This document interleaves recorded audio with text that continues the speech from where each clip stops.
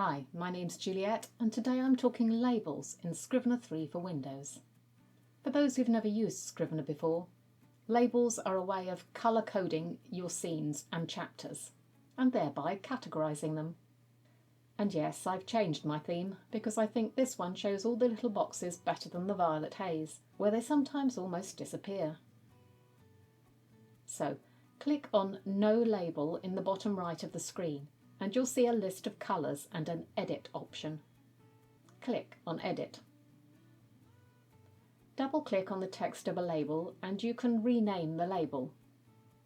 Double-click on the colour and you can pick any colour you'd like to replace it. If you click on a label, you have the option to make this the default in the bottom right-hand corner. Below the box you have the usual plus and minus buttons to add and delete labels.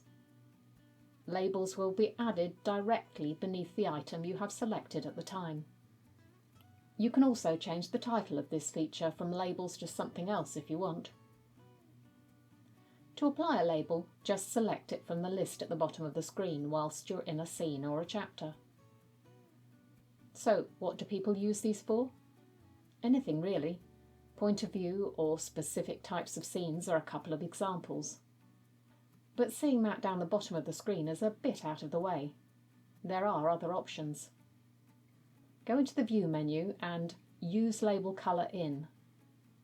You have a number of choices here to play around with, but I'm going to select Binder and Corkboard to start with, which is index cards.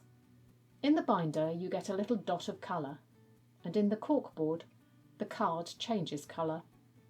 Now let's change binder to icons, and you can see the folder or text document icon will change colour. I prefer this option to the dot.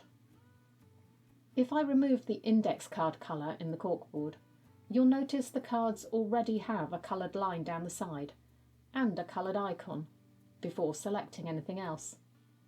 This might be sufficient for your use. Okay, time to play with colours.